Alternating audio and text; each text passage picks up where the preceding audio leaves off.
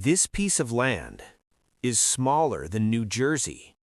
It has been conquered over 30 times. Egyptians, Babylonians, Greeks, Romans, Ottomans, every major empire in history has tried to control this single strip of land. And today, it is still the most disputed territory on the planet. But nobody ever asks the real question. Why? Why this land? Why these people? Why has this conflict never ended? The answer is not in today's newspapers. The answer is not in modern politics. The answer is buried 4,000 years in the past. And once you understand what happened back then, everything happening right now will finally make sense. The history of Israel. Beginning. Around 2000 BC, in the fertile river valleys of ancient Mesopotamia, in what is today southern Iraq, civilization was at its peak. Great cities lined the Euphrates River, trade routes connected the ancient world, empires competed for power and territory. And in one of these cities, a man named Abraham made a decision that would permanently alter the course of human history. He left everything behind, his city, his family, his culture, and walked west into the unknown, following what he believed was a divine instruction toward a land he had never seen. That land was Canaan. Today we call it Israel, Palestine, the Holy Land. But 4,000 years ago, it was a crossroads between the great powers of the ancient world. Positioned between Egypt in the south and the major empires of the north, this strip of Mediterranean coastline was strategically one of the most valuable pieces of real estate in the ancient world. Abraham settled here. He built a life here, and according to historical records preserved in the oldest texts humanity possesses, he received a promise that this land would belong to his descendants forever. That promise set off a chain of events that is still unfolding today. One family, two destinies. But there was a problem. Abraham was old, Sarah was old, and they had no children. Without children, the promise of descendants meant nothing. So Sarah made a decision that was culturally acceptable in the ancient world, but would have consequences lasting thousands of years. She offered her Egyptian servant, a woman named Hagar, to Abraham as a second wife. Any child born from this arrangement would legally belong to Sarah and continue the family line. Hagar became pregnant and gave birth to a son named Ishmael.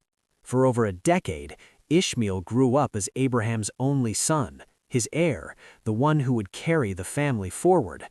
And then, something happened that nobody expected. Sarah, at 90 years old, became pregnant. She gave birth to a son named Isaac. Suddenly, there were two sons, two heirs, and the tension between their mothers became unbearable. Eventually, Hagar and Ishmael were sent away. They settled in the desert regions of the Arabian Peninsula, where Ishmael grew up, married, and had 12 sons of his own. Those 12 sons became the ancestral clans of the Arabian people. Meanwhile, Isaac remained in Canaan. He married, had children, and the family line continued through his son Jacob. Jacob had 12 sons of his own, and those 12 sons would become the 12 tribes of the people who would eventually be called Israelites. Two branches of the same family, both descended from Abraham, both with legitimate historical claims to the same region. This is not ancient mythology. This is the documented origin story of peoples whose descendants are still in conflict today. Slavery and Exodus. Through a complicated series of events involving family betrayal and political maneuvering, the descendants of Jacob ended up in Egypt. At first, they prospered there. They multiplied. They grew from a single family into a large population. But as their numbers grew, the Egyptian rulers became nervous. A large foreign minority inside your borders was a political and military risk. So the Egyptians did what powerful nations have always done to vulnerable minorities. They enslaved them. For approximately 400 years, the people who would become Israel lived as forced laborers in Egypt, building monuments, working in fields, living under the complete control of a foreign power. Historical records outside the biblical text confirm the presence of Semitic slave populations in ancient Egypt during this period. Egyptian inscriptions reference groups of laborers called the Apiru, a term many historians connect to the Hebrews.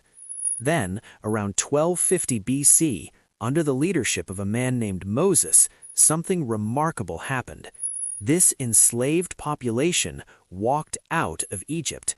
The Exodus, one of the most debated events in ancient history. Archaeological evidence for this mass migration is debated among scholars, but the cultural memory of this event became so deeply embedded in Israelite identity that it shaped everything that came after. The destination was clear. They were going back to Canaan, back to the land their ancestor Abraham had settled 4,000 years earlier. Conquest and settlement. The journey from Egypt to Canaan was not simple. The land was already occupied.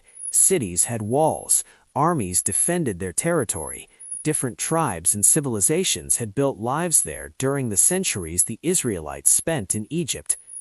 Under military commander named Joshua, the Israelites launched a systematic campaign of conquest across Canaan. Archaeological evidence shows widespread destruction of Canaanite cities during this period. Cities like Hazor, Lachish, and Megiddo show clear destruction layers dating to the Late Bronze Age, consistent with the biblical timeline of the Israelite conquest. The conquest took years. Some cities fell quickly, others resisted for generations, and some Canaanite populations were never fully displaced, remaining in the land alongside the Israelite tribes. Eventually, the land was divided among the 12 tribes, each receiving a specific territory, but the settlement was never fully secure. Without a central government or unified military, the 12 tribes operated independently. When enemies attacked one region, other tribes sometimes failed to respond. The coastal plain remained largely in the hands of the Philistines, a sophisticated sea people who had settled the Mediterranean coast and possessed advanced iron weapons technology that gave them a significant military advantage over the Israelites. For roughly 200 years, Israel existed without a king. Local military leaders rose up periodically to defend against attacks, but there was no permanent unified leadership. That was about to change. The rise of the kingdom. Around 1020 BC, the Israelite tribes made a political decision that transformed their entire future. They united under a single king. The first king was Saul, from the tribe of Benjamin. His primary military mission was dealing with the Philistine threat. His reign showed early promise, but ended in military disaster when Saul died in battle at Mount Gilboa. His successor changed everything. David, originally a shepherd from the town of Bethlehem, became arguably the most significant political figure in Israelite history. David was a military genius. He unified the tribes under a single central authority. He defeated the Philistines decisively, pushing them back to the coastal plain and ending their dominance over the interior of the country. But his most strategically brilliant move was choosing Jerusalem as his capital. Jerusalem at that time was a Jebusite city, belonging to neither the northern nor southern tribes. By capturing it and making it his capital, David chose a location that sat between the tribal territories, a political neutral site that could unite a divided people. Archaeological excavations in the city of David have uncovered remains consistent with a significant administrative center dating to the 10th century BC, the period of David's reign. The large stone structure and the stepped stone structure discovered there suggest a substantial urban center existed on this hill during that period.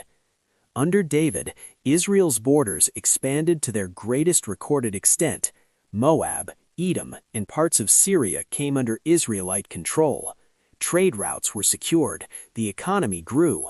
Solomon's son inherited this powerful kingdom and expanded it through trade rather than conquest. His commercial network stretched from Egypt to Arabia. Foreign rulers sent delegations to Jerusalem. The kingdom reached its peak of wealth and international influence.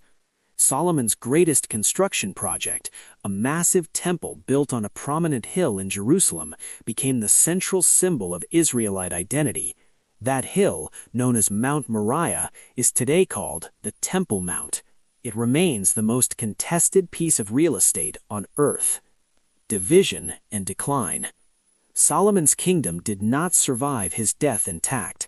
Heavy taxation and forced labor during his massive building projects had created deep resentment among the northern tribes. When his son Rehoboam refused to ease the burden, 10 of the 12 tribes broke away and formed their own kingdom in the north, calling it Israel. The southern kingdom, consisting of 2 tribes centered